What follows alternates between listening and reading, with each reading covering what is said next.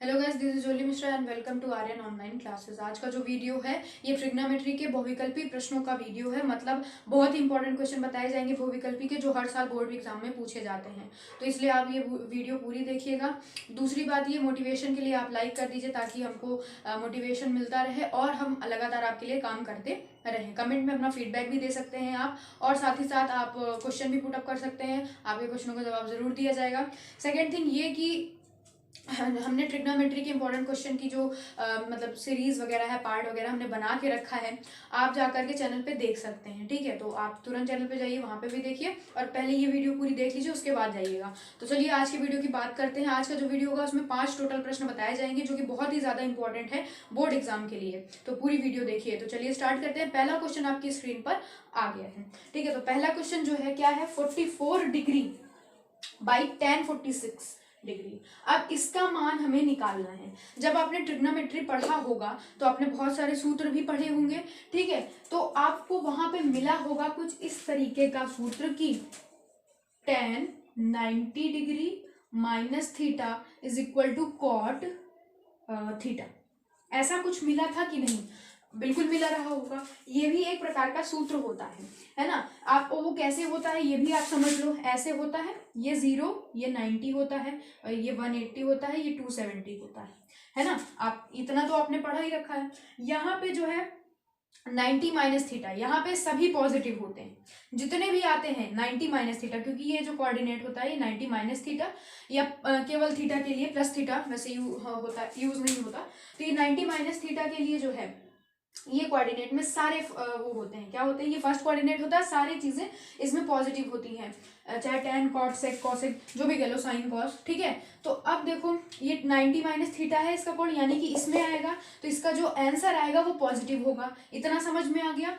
और जब 90 लगा होता है, चाहे 90 माइनस थीटा हो चाहे 90 प्लस थीटा हो, तो tan cot में चेंज होता है। तो ये हमने चेंज कर दिया क्योंकि 90 लगा था और फर्स्ट कोऑर्डिनेट में आया, इस वजह से हमने पॉजिटिव रखा है इसको। बाकी ये थीटा हमने लिख दिया, और बाकी आपने अच्छे, आप समझे ही होंगे अच्छे से जब पढ़े रहे होंगे।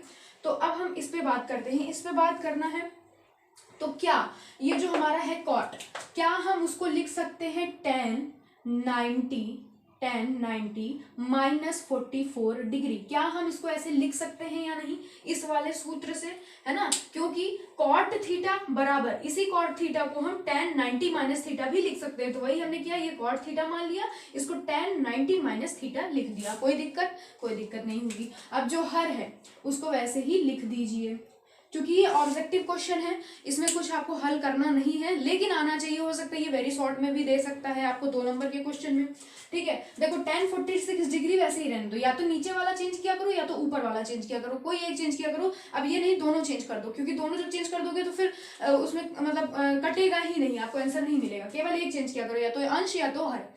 अब देखो यहाँ पे ये tan हो गया। अब 90 में से जब 44 माइनस करोगे तो कितना आएगा, 10 में से 4 जाएगा, 6 बचेगा, और यहाँ पे कितना बचा, 8 में से 4 गया तो 4 बचेगा, बचा कि नहीं। tan 46 डिग्री, और ये नीचे तो tan 46 डिग्री ही है ही। अब तो समझ ही गए होगे आंसर क्या आएगा। क्या आएगा आंसर? ऑप्शन नंबर हमारा सही होगा डी। ऑप्शन नंबर कौन सा सही होगा? डी, ठीक है। कौन सा सही होगा? ऑप्शन नंबर डी, क्योंकि ये tan 46 से tan 46 डिग्री कट जाएगा, कोई दिक्कत नहीं, एक आंसर आ जाएगा। अब बढ़ते हैं नेक्स्ट क्वेश्चन की ओर। अब बढ़ते हैं सेकंड क्वेश्चन की ओर। सेकंड क्वेश्चन हमारा क्या है, चलिए देख लेते हैं। यदि tan a is equal to 3/4 तो cos a का मान है। If tan a is equal to 3/4 then the value of cos a is. 4 option आपके दे रखे हैं। tan a कितना है, 3/4 है। cos a को हमें फाइंड करना है। देखो जब भी हम सूत्र पढ़ते हैं तो उसकी ट्रिक पढ़ते हैं, है ना, याद करने के लिए। तो एक ट्रिक होती है लाल बटा कक्का, ठीक है, ऐसे करके।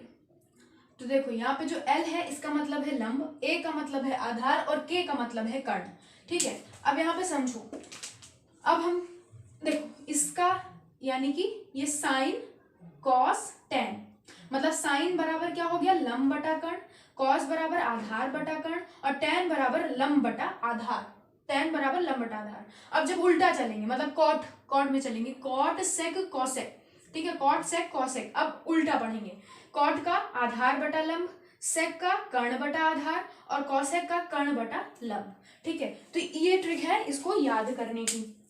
इस तरीके से ये याद हो जाएगा। ठीक है, अब देखो यहाँ पे जैसे आपसे कह रहा है tan a = 3/4, तो यहाँ पे जरा देखो sin cos tan, यानी कि tan बराबर लंब बटा आधार, तो ये कितना हो जाएगा, लंब बटा आधार, और कितना दे रखा है 3/4। अगर कोई समकोण त्रिभुज है ऐसे, यहाँ पे ये 90 हो गया, इस कोण को a मान लो। ठीक है, तो क्या हो जाएगा, इसका लंब क्या हो जाएगा 3, थीटा के सामने लंब होता है, यानी कि ये लंब 3 हो गया, आधार ये वाला हो जाएगा 4 हो गया। अगर ये लंब और आधार पता है तो क्या हम कर्ण निकाल सकते हैं, बिल्कुल निकाल सकते हैं पाइथागोरस प्रमेय से।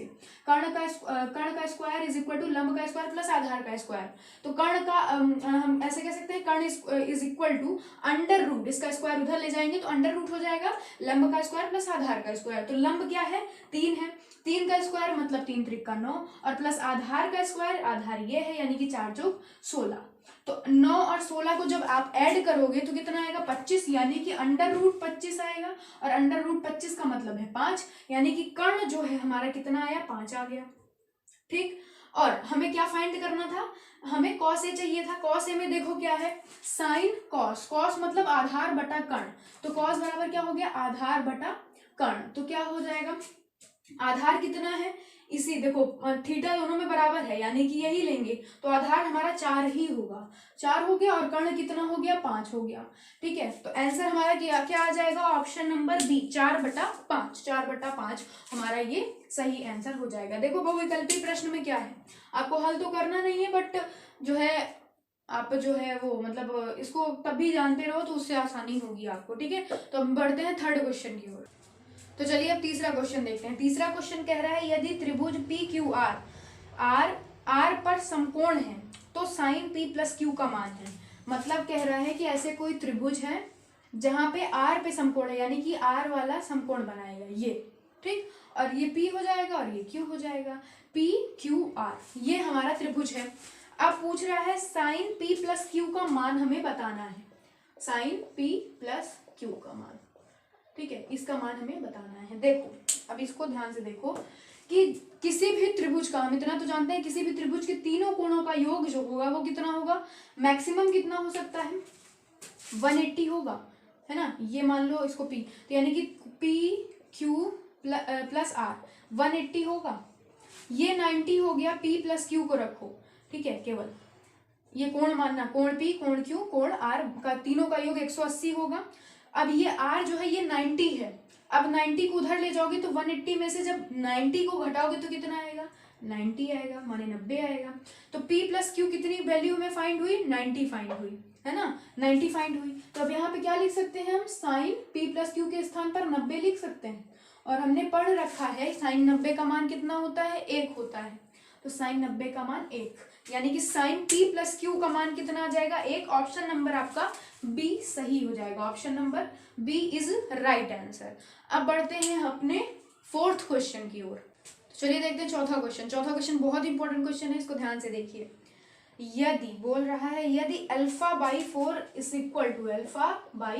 इक्वल टू 15 डिग्री, ठीक है, तो किसकी वैल्यू फाइंड करनी है, √3 cosec अल्फा की वैल्यू हमें फाइंड करनी है। ठीक है, √3 cosec अल्फा। अब ध्यान से देखिए, अल्फा है थीटा में, क्या हम अल्फा की वैल्यू यहाँ से निकाल सकते हैं, यानी कि ये देखो ये मतलब ये जो है आपका सिचुएशन इसलिए दी होती है, और कुछ मतलब सिचुएशन देके हमेशा क्वेश्चन इसलिए पूछा जाता है क्योंकि सिचुएशन से आपको कुछ ना कुछ मिलता है कि आप उसको इसमें रख करके हल कर सकते हो, मतलब वहां से आपको कुछ ना कुछ मतलब मिलेगा, कुछ ना कुछ चीजें मिलेंगी जहां से आप पकड़ के सवाल को हल कर सकते हो। तो क्या हम अल्फा का मान यहाँ से निकाल कर इसमें रख कर हल कर सकते हैं, बिल्कुल कर सकते हैं। तो चलिए देखते हैं, अल्फा का मान चूंकि तिर्यक गुणा करेंगे 15 चौको 60 होगा, यानी कि अल्फा का मान 60 डिग्री आ रहा है, बिल्कुल आ रहा है। तो अब हम क्या करें, यहाँ पे रख दें √3 cosec 60 डिग्री, वैल्यू कितनी होती है √3 इंटू cosec 60 डिग्री की वैल्यू कितनी होती है, देखो सेक में जब चलते हैं तो 2/√3 √2 और 2 आता है ना, और कॉसेक में जस्ट उसका अपोजिट होता है, यानी कि ये आपका 30 बन जाएगा और ये आपका 60 बन जाएगा। तो कॉसेक 60 की वैल्यू कितनी हो गई 2/√3 हो गई, है ना, √3 से √3 कैंसिल हो गया तो कितना आया आंसर 2 आया। ऑप्शन नंबर कौन सा सही है, देख लेते हैं। ऑप्शन नंबर बी सही है, इसका भी ऑप्शन नंबर क्या सही है, बी, है ना। चीज बिल्कुल क्लियर होनी चाहिए। देखो आपको सिचुएशन दी है, यहाँ पे कॉसेक अल्फा है। अब देखो यहाँ पे अल्फा का मान क्या, यहाँ से पकड़ के आप रख सकते हो, बिल्कुल अल्फा का मान निकलेगा 60 डिग्री, 15 चौको 60, पकड़ के रखो, कॉसेक का मान रख दो 2/√3, ये √3 से √3 कैंसिल, आंसर आ गया 2। ठीक है, बहुत ही आसान क्वेश्चन है लेकिन बहुत ही ज्यादा इंपॉर्टेंट क्वेश्चन भी है। ठीक है, अब बढ़ते हैं किस क्वेश्चन की ओर, पांचवें क्वेश्चन की ओर, अपने लास्ट क्वेश्चन की ओर। तो चलिए पांचवा क्वेश्चन देखते हैं। पांचवा क्वेश्चन जो है वो बहुत ही हलवा क्वेश्चन है, लेकिन थोड़ा सा इंपॉर्टेंट भी है, लेकिन बहुत हलवा क्वेश्चन है, आसानी से हल हो जाएगा। चलिए देख लेते हैं।